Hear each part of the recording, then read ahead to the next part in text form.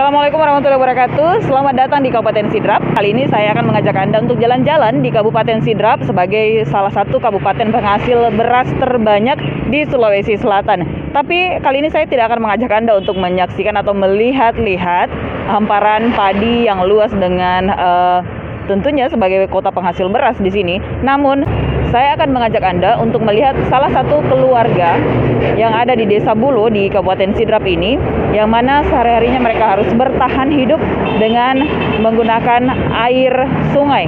Tentunya air ini air yang tidak layak untuk dikonsumsi. Seperti apa ceritanya? Ikuti terus perjalanan saya di Kabupaten Sidrap. Dengan menempuh jarak 180 km dari kota Makassar, tibalah saya di Kabupaten Sidrap.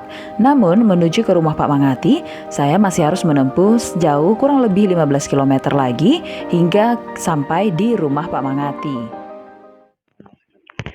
Pendengar dan pemirsa RRI.net, saat ini saya sudah bersama rombongan ini dari GPS, Gerakan Peduli Sesama, dan juga dari Dinas Sosial Kabupaten Sidrap. Kita akan menuju ke rumah Pak Mangati, dan saya sudah bersama Ibu Rahma. Ibu Rahma ini sebagai penunjuk jalan kita nih. Kira-kira masih berapa kilo lagi kita akan masuk sampai di rumahnya Pak Mangati nih, Ibu Rahma? Kurang lebih 5 km. 5 km lagi Iya. ya? Oke, berarti kita harus menempuh jarak kurang lebih 5 km lagi. Ini kita sudah menempuh kurang lebih 10 kilo tadi dari pusat kota Kabupaten Sidendreng Rapang atau Sidrap.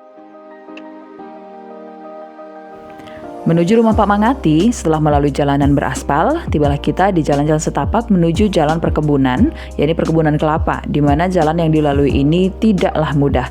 Bahkan sampai ke rumah Pak Mangati, ini sebenarnya jalan yang dilalui hanya bisa dilalui oleh kendaraan roda 2.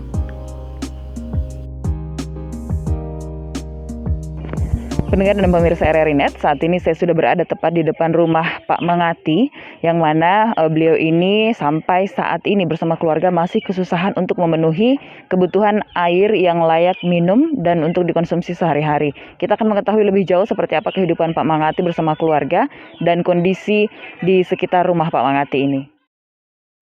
Seperti inilah rumah Pak Mangati, berukuran 5x7 meter persegi, terbuat dari kayu, papan, dan juga sebagian dari potongan-potongan bambu.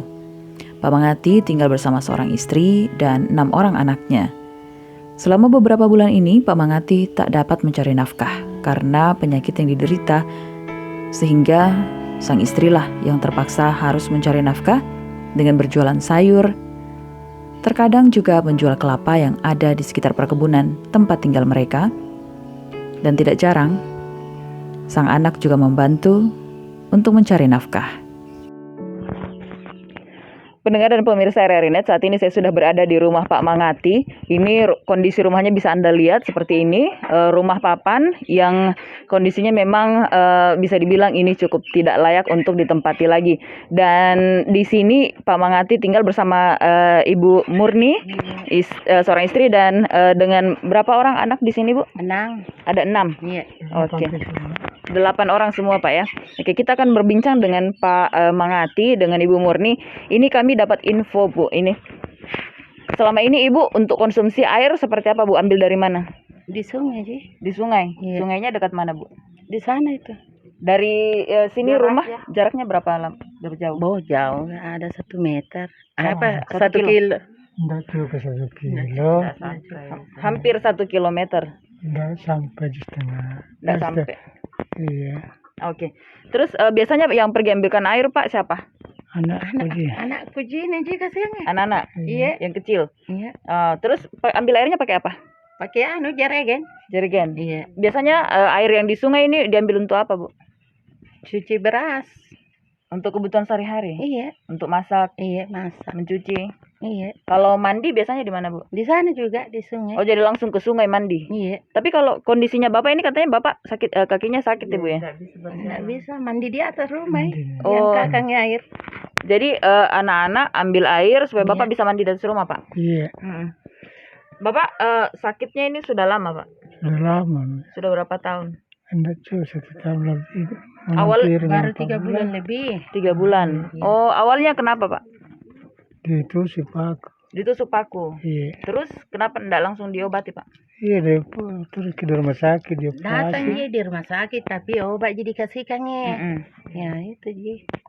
Pendengar, seperti itulah kondisi Pak Manghati dan juga Ibu Murni bersama 6 orang anaknya di rumah ini, dan yang mana setiap harinya harus mengkonsumsi air yang tidak layak. Nantinya kita akan melihat seperti apa kondisi sungai yang ada di sekitar rumah Pak Manghati ini.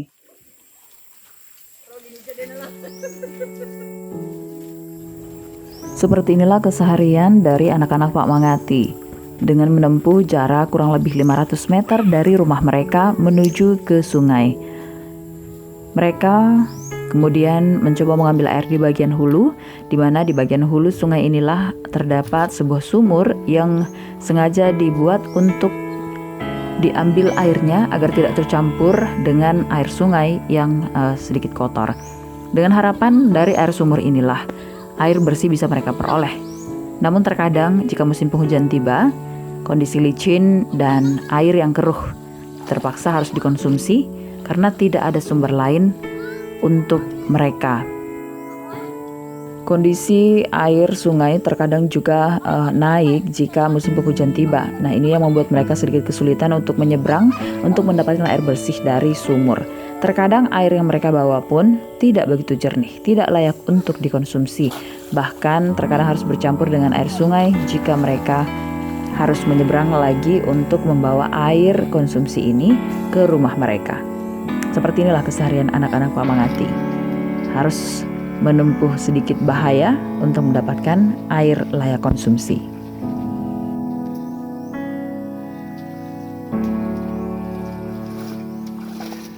Nah, pendengar dan pemirsa RRI-Net, saat ini saya sudah bersama salah satu dari anak Pak Manghati, namanya Nuraini ya. Iya. Ya, Nuraini. Nuraini sekarang sudah kelas berapa? Kelas 2 Kelas 2 apa? SMP. SMP. Nuraini besok-besok cita-citanya mau jadi apa? Membahagiakan orang tua.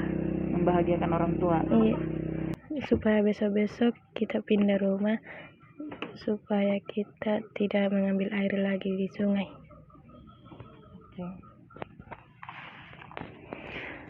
Pendengar dan pemirsa RRI-Net, itu dia bincang-bincang saya sedikit dengan salah satu anak Pak Manghati, Nuraini, dan tentunya harapan untuk tidak lagi mengkonsumsi air yang tidak layak. Ini bisa menjadi harapan, khususnya tentunya nanti juga mereka pastinya mengharapkan bantuan dari pemerintah sendiri, pemerintah daerah khususnya, bagaimana memberikan solusi kepada Pak Manghati dan juga mungkin beberapa rumah tangga yang ada di sini, beberapa kakak yang ada di sini untuk tidak lagi mengkonsumsi air yang tidak layak seperti air dari sungai.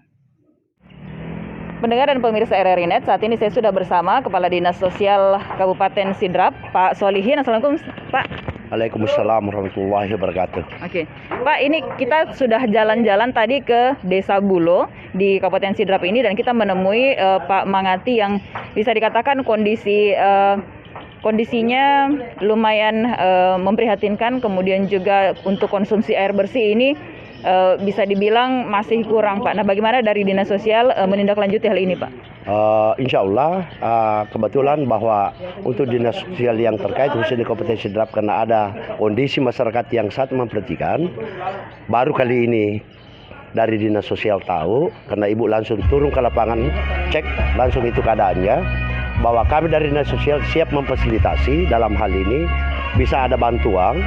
Nah, itu kalau umpamanya masalah rumah umpamanya di situ masyarakat memperhatikan, itu kita bisa usulkan nanti itu bisa dapat pada rumah dalam hal ini punya kriteria, yaitu bahwa dia memiliki tanah sendiri.